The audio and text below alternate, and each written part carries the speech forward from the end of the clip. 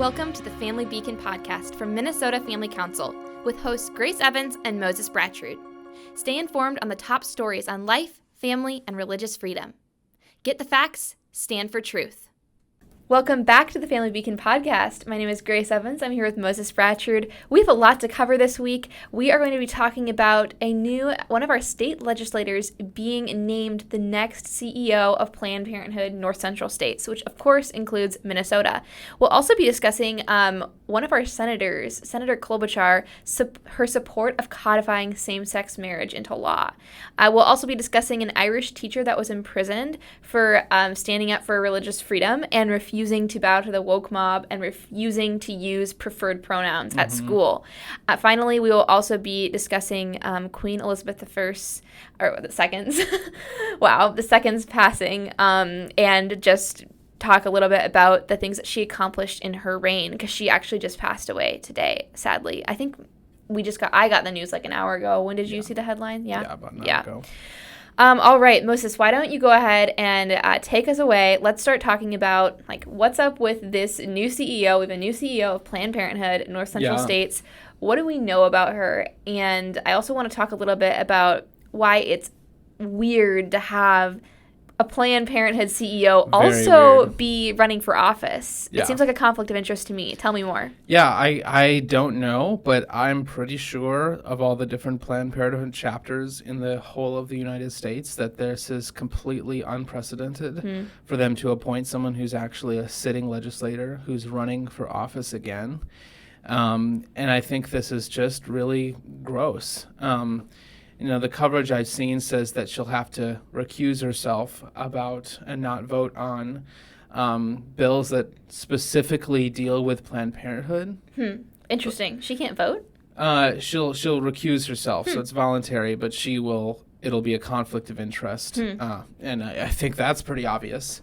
It's not, but that's the thing, though. That it depends on how you define that. That could be referring to any bill which gives money to abortion, which in this state, unfortunately, is a lot of our big spending bills. So she's just not going to vote on those. It's very odd to me. So Representative Richardson, she was elected, I think, in 2018. She represents Eagan and other areas in that around there, Mendota Heights, actually. And she, I actually jogged through that area, and so it's very close to me, and it's just a shame. It just reminds us how mainstream the baby killing industry is in this state. You can be the head of an organization that every day takes lives in this state and in surrounding states, and then you can just whistle and walk off to your other job representing the people of part of our state in the Minnesota legislature. I think it's ghoulish. And I wonder how long Representative Richardson will actually last in the legislature. Or she might not even be reelected. That's the thing. Well, we'll see. It's that would be ideal, actually. So I guess we can hope that there's a strong pro-life opponent in that area. I guess, and off the top of my head, I don't know who her opponent is in Mendota Heights. If you guys are in that area, take a look at your ballot and go online, and you can see already who will be on your ballot in November. And just make a note of that because these things matter. But what I was going to say, Grace, is it occurs to me what they might do. Now it's so close to the election that if she backed out, they probably couldn't find another Democratic candidate. In fact, they might already be printing ballots because they might already be printing ballots because early voting starts in October or late September.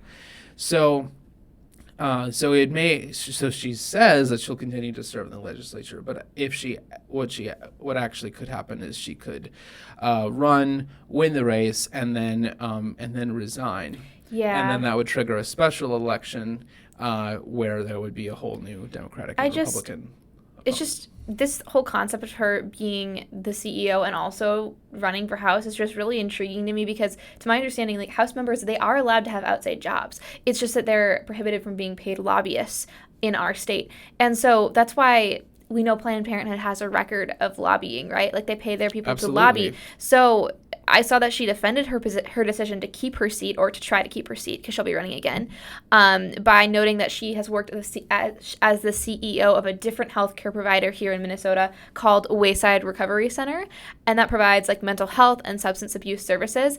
But the difference is that It Wayside sounds a lot less murderous, Grace. It's less murderous, but also they don't report any lobbying activities in Minnesota. So it makes sense. Okay, sure, you can be the CEO of an organization if the organization doesn't lobby, but this organization does. So I don't know. Honestly, it would be weird for her to be the president or the CEO of Planned Parenthood and not be able to lobby at all, because that's really what she's setting herself up for. Like she can't lobby, period, right, unless she wants to forfeit her seat. So it's not only a conflict of interest. It's, as you're saying, it's like this whole idea that she's at the Capitol to represent the people of her district, but who pays her more? The people of Minnesota pay our legislators about $45,000 per year plus expenses, and that's really not that good. It's not that good. Wow. It's fine when you consider that it's only in theory it's only supposed to take 5 months out of the year. Oh, okay. But still, it's a part-time legislature. However, I'm sure that she'll maybe making some multiple of that at Planned Parenthood. And so I think she's going to be thinking a lot more about Planned Parenthood than she is about the people of this. True. And of course, she represents her district, but of course, what she votes on is going to affect all of us, because that's how the legislature works. Everybody's vote affects us all in terms of which side wins. And I think it's just a real shame. And it's also the sort of kind of icky, grimy, gross backdoor type of deal that you don't usually think of about Minnesota politics, because we like to think we're so much less corrupt and everything than a place like Chicago or Michigan or Louisiana or something like that. Those are supposed to be some of the more corrupt areas. But yeah, I don't know. I didn't like that at all. So speaking of our elected officials, Grace, we asked you guys to send messages to Senator Klobuchar and Senator Smith last week. Hundreds of you wrote in telling them to stand firm and vote for a marriage to be between one man and one woman, which is how God designed it and how it's almost always been in this country.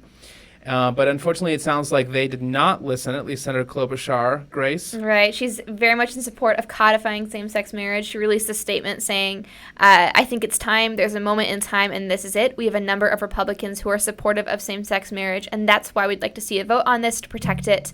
And so she is just following the logic that the far left, that progressives are pushing, that the Obergefell decision of 2015 is in peril in the minds of many because of what happened with Roe this summer. So they're thinking, wow, they won on Roe. Maybe they could win on this potentially. So for us, obviously, that looks good, because they're afraid that we're going to be able to do what we did with Roe on same-sex marriage. And so, yeah, we're just seeing one of our senators come out and support something that is antithetical to the Bible, right? And so, yeah, she didn't take our advice. Not that we expected her to. It's not news that Senator Klobuchar is in favor of same-sex marriage per se. But, of course, putting this into federal law and the language of this bill, as we discussed last week, it's incredibly hostile to religious freedom.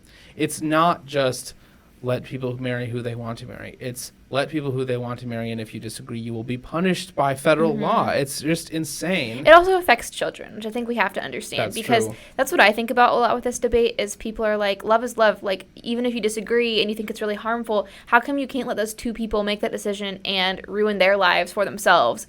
At least that's how you see it, right? And for me, it's like, well, we're not just talking about these two partners, so to speak. We're talking about children that they will potentially like adopt/buy through surrogacy. Right? Yeah. So these kids are going to be impacted. And I think that's something that's important to discuss too. But Moses, I also want to tell you and the listeners a little bit about a recent story that came out this week about an Irish teacher that was imprisoned. Before you get there, Grace, I think we should apologize to our listeners. Oh. I think we should apologize to our listeners because we're so casually dressed. Oh.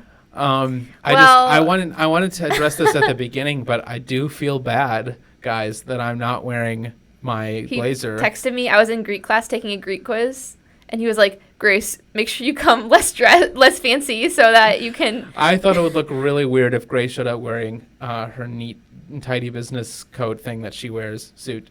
I don't know anything. Blazer. Thank you. That's the word. And I wouldn't be wearing my my blazer because we did not necessarily know that we were going to be filming today because of schedule stuff. So we're here, and now you can see that I'm not always dressed to the nines when I'm in the office. That's true. Although I have to say I'm not complaining because I'm wearing some linen pants and like a very cool shirt, and it's nice because it's like 90 degrees out today. So I wouldn't really want to be wearing a blazer today. Fair enough. And I also am wearing a linen shirt because it is so warm. Yep. But anyway, Grace, I'm sorry to interrupt, and I'm sorry to our listeners that we're not quite as spick and span as we usually are. Podcasters usually, I think, they have a more chill, usually wear like a beer-stained T-shirt. Well, especially Gen Z. I feel like Gen Z podcasters now, they have their makeup. The girls have their makeup done really well, but then they're wearing like a graphic tee. Well, which is it really seems interesting. like everyone in Gen Z wears pajamas, and sweatshirts. The trend right now, Moses, is wearing, for girls, huge oversized graphic tees, or just tees in general, like Carhartt ones, and then wearing biker shorts underneath, but they're short biker shorts, so it looks like you're not wearing shorts, so it looks like you're just wearing the T-shirt. It's really bad. And then they wear like Air Force Ones. That you would like go to sleep in. You know? Yeah, it is. Yep. Mm-hmm. Great. So, anyways, though, let's talk. I weep for the future. I'm quoting that one guy from Ferris Bueller's Day Off. Go ahead. Okay, so this is an important story just because I think we see what's happening in other countries and we think, wow, like that would never happen here. But in the case of abortion per se, we are actually one of the most radical countries as far as our abortion regulations. Like it puts us in the company of North Korea and China. So that's something to think about when I'm sharing this story is like, yes, it happened in Ireland, but this could happen here, especially if we fail to stand up for our religious freedom. I actually posted a reel on our Instagram the other day about that of like, it's like this trending audio of like, I'm not scared of lions and tigers and bears, but I'm scared of like my generation failing to stand up for Anyways, though, okay, so this teacher, his name was Enoch Burke. He was temporarily suspended from Wilson's Hospital School, so this is a school in Ireland, after refusing a request from the principal of the school to address a transgender student by they instead of he. So then he eventually got sent to court because he still continued to come back to school and teach, even though, so first he like was continuing to address this student by biological pronouns, and then he got suspended, and then he continued to come back and teach, and then he went to court. So he got sued. So Burke continued to show up at school, and he said, I love my school. I'm here today because I would not call a boy a girl. Which I think it's really good to paint it in those black and white pictures because it really is black and white. And it is ludicrous when you think about the fact that he was imprisoned for saying the truth. And this is another quote from him, which I think is really good. He says, it is reprehensible that anyone's religious beliefs could be taken as a ground for misconduct or gross misconduct. Were I to obey the order of the board of management and the order of the court, I would have to accept that sticking by my belief in male and female is wrong. It is not something I will do. It is in violation of my conscience. Were I to go into the school and bow to something that I know to be manifestly wrong, it would be a shame and a disgrace on my part.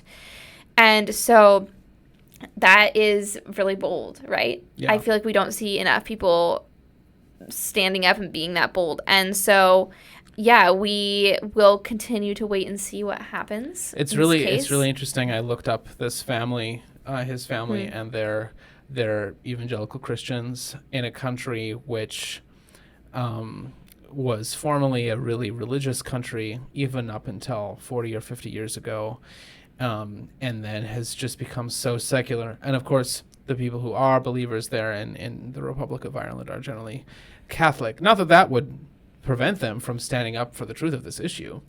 So I've seen that this family, they kind of like to cause a ruckus. And I'm honestly I saw one commentator saying, well, you may not agree with this guy, or you may not agree with this guy's family's beliefs, but it's bad that he's being locked up. I'm like, yeah, well, actually, I probably do agree with this guy's beliefs. And yeah, this is crazy. Like when you think about it, it's so good that we have the First Amendment, guys. I know. Because it's just insane what would be happening. We've seen similar things. We've seen an MP, a member of parliament in Finland. She was in court because she published some type of book that just had straight up Bible verses about homosexuality. I mean, it's just absolutely Orwellian. And so I'm just really glad that this teacher is not taking this lying down. He's not afraid to go to prison. I'm sure he's, potentially losing out on his entire career for doing this. Ireland's not that big of a country. Like, what school is going to hire him after this? Maybe we could bring him to America and he could work at the school my parents started. There we go. There we go. Sounds like a competent, very well-spoken guy. Yeah, very well-spoken. We will keep you posted, though, on the case as it develops, as we get more news on that. I have to note, as a nerd, that Enoch Burke shares a name with a very famous Irishman named Edmund Burke. I was going to say that. And it's spelled the same nerds. way. Yep. With the E on the end. When I read this for the first time, I thought, oh my gosh, that's so cool. But I wonder if they're distantly related. Yes. Edmund Burke's Reflections on the Revolution in France. Check it out. Yeah. What's one of his most popular quotes? There's one that I feel like is quoted so much. The one about chains. Wasn't that Rousseau? Man is born free, but he's everywhere in chains. That's no, Rousseau. the one about. Okay. I feel like we need to read it. Let's see. Oh, the only thing necessary for the triumph of evil is for good men to do nothing. That's the one I was thinking of. I was thinking of a different. That is a great quote. I was thinking of a different quote, which uses the word fetters, which is an old word for chains. But he said, "It is ordained in the eternal constitution of things that men of intemperate minds cannot be free. Their passions forge their fetters," which is just such a biblical way of expressing it. Anyway, so we will watch what's happening to Enoch Burke. So at the Family Beacon, we generally concern ourselves with things happening in this country, which is a constitutional republic. But we definitely have to take a moment to talk about the death of Queen Elizabeth II, the longest reigning monarch in British history. She was 96 when she passed away peacefully at her castle in Scotland this afternoon in British time. September 8th. Yeah, and this is really just really sad. On a personal level, I was texting with my mom, and I told my mom, I've always thought of Queen Elizabeth as in the same group as my grandfather, because they were born within a year of each other. My grandfather was someone who put duty to his country before himself. He was a D-Day veteran, and he passed away in 2019. And now with Queen Elizabeth passing away, it just, I don't know. It somehow feels more like losing a family member to me, than losing the head of a foreign country. I don't know if other people feel that way, but I think my favorite part about Queen Elizabeth, though, is not just that I'm an Anglophile. That I love Britain. That's just I just do. I studied Victorian history. I have a master's degree in it, but I love Queen Elizabeth's faith. She was a woman who, throughout her reign, showed a firm, humble, and very non-showy faith.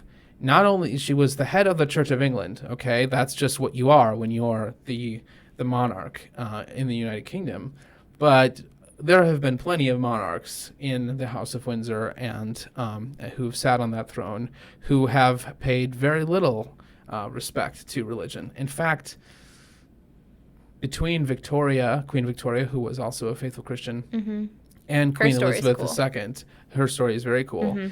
There are just a ton of monarchs who did not have a personal faith. But I really saw this in Christianity Today after Queen Elizabeth's death. This is from the author of a book called The Faith of Queen Elizabeth, and he writes, "Part princess and part pope, both guardian and great-grandmother, diplomat and disciple, Her Majesty the Queen was the calm that carried on, stabilizing her nation and the Commonwealth during tumultuous periods of historical change and technological advancement. Ultimately, monarchy points beyond itself to the majesty of God, wrote Ian Bradley, professor at the University of St. Andrews School of Divinity. It encourages the God-given human faculties of reverence, loyalty, and worship. It derives its true sanction and authority from above rather than from below. Queen Elizabeth II was such a monarch, bridging the 20th and 21st centuries, modernity and postmodernity. Her Majesty credited her personal faith in God and belief in Christ as her anchor amid the many storms, both public and private, that she endured. To the end, she fulfilled her sacred coronation vows to God, living faithfully and serving those entrusted to her care. The last public image of Queen Elizabeth, I think that was ever taken, was from just Tuesday, just 2 days ago. Wow. And at Balmoral Castle, she welcomed Liz Truss and asked her to become the next prime minister. So she wasn't like very sick then. It was just she was. Oh, she was. Okay. If she had been well, it would have been normal for her to come down to Westminster to Buckingham Palace. See, I didn't even know that she was very sick, but well, she wasn't. That's the thing. As far as we know, there was no underlying illness. It's just old we know age. that she had been dealing with mobility issues. That there were a lot of events that were canceled, but nothing other than that, as far as we know. But however, at age 96, right, yeah, you know, your time could be any time, and so, you know, of course. So I guess I should say we mourn, but we do not mourn as those without hope. As Christians, you know, we are confident in the resurrection of the dead, and furthermore, in this case, we can say with so much confidence that Queen Elizabeth was someone who trusted in Christ as her Redeemer, and so when someone dies in that capacity, then we don't truly need to mourn as those who have no hope. And I think that's important to remember. That's good. Yeah. Well, Moses, usually I ask you what you're reading at the end of the episode, but I was thinking this week I wanted to ask you what you're watching. Well, I will tell you that Brianna and I did watch the Lord of the Rings show. The Rings of Power. The Rings of Power. On Amazon. On Amazon, yeah. And I have to say, I really enjoyed kind of before it came out, just really engaging in the right-wing, mostly right-wing display of absolute just ridiculing it at every stage, ridiculing every part about it. Did you see Elon Musk's tweet? He was like, no, he was like, Tolkien is turning in his grave. Well, I think Tolkien has probably already turned plenty in his grave. I know. Because of the Hobbit movies. Oh my gosh. To be honest, I was comparing this to that. Oh, and I thought okay. this was better than the Hobbit movies. For really? one thing, yeah, because I okay, to be fair, I only watched the first one. Okay. But I love The Hobbit, and it's just disgusting what they did to it. You only watched the first Hobbit movie? I only watched the first Hobbit movie.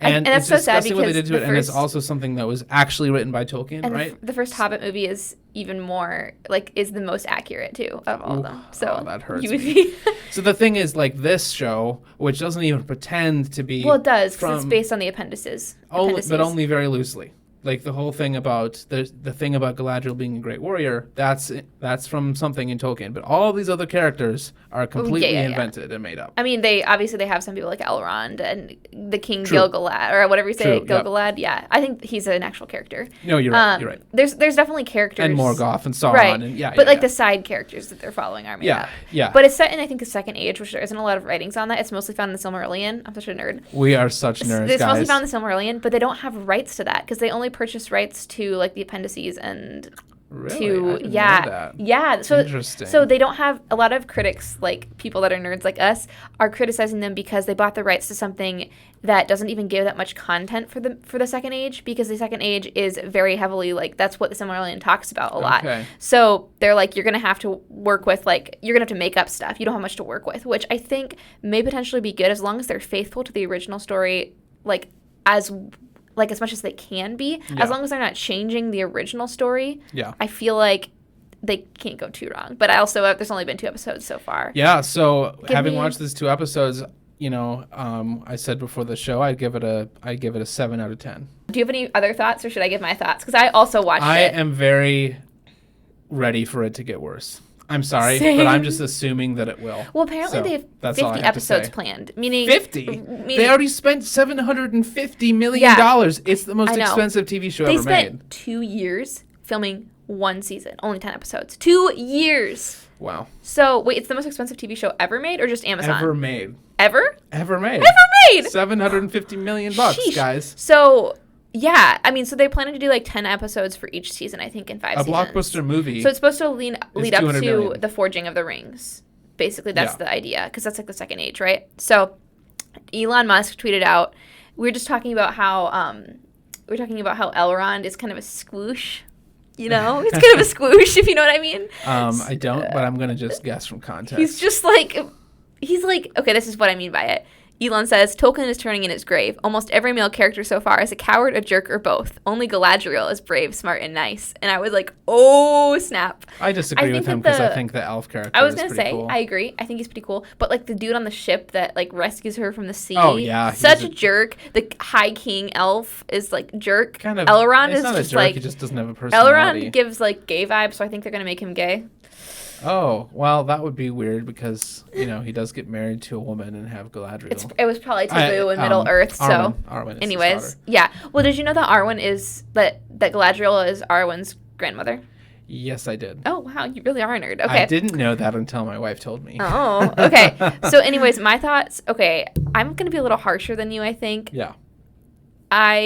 There's a lot of people that are hating on it for its, like, diversity, which I think it's fine. It's, like, whatever. I think that, honestly, Tolkien wouldn't have been mad because his world is very diverse. Like, there's elves, there's dwarves, there's man, there's all sorts of different species, so I'm not sure what it matters whether the species are different colors. Yeah. You know what I mean? Yeah. It's just like, anyways, okay. So I don't have a critique on that, and I more so, if I was rating this, like, on visual and, like, music, I would give it like 5 stars out of 5 for sure, because I think the visual is so good, almost as high quality, honestly, as the movies. So yeah, wow. I think it's pretty high quality as far as that's concerned. Setting is great, like just everything's very picturesque. It feels like as far as how it looks in the music, it feels like it's a Jackson production. But apparently Jackson was like, yeah, they ghosted me. I reached out and they ghosted me, which it's like. He did a pretty good job. I mean, I think he did a good job producing Lord of the Rings. He did great with the originals. Yeah, I thought he did good. But then the Hobbit movie's great. Okay, I hated them too when I first saw them, and I still don't like them that much, but I talked to my professor about this, McLaughlin, actually, and he was saying he thinks they're good if you, like, I think he was the one who said this anyway, so I'm not misquoting him. Someone told me they're good if you view them as, like, not a part of The Hobbit. Like, don't think of them as The Hobbit, just think of them as a story of Middle-earth. Okay. So if you do that, I feel like it does have the Lord of the Rings vibes. It has the cinematography, right? Yeah.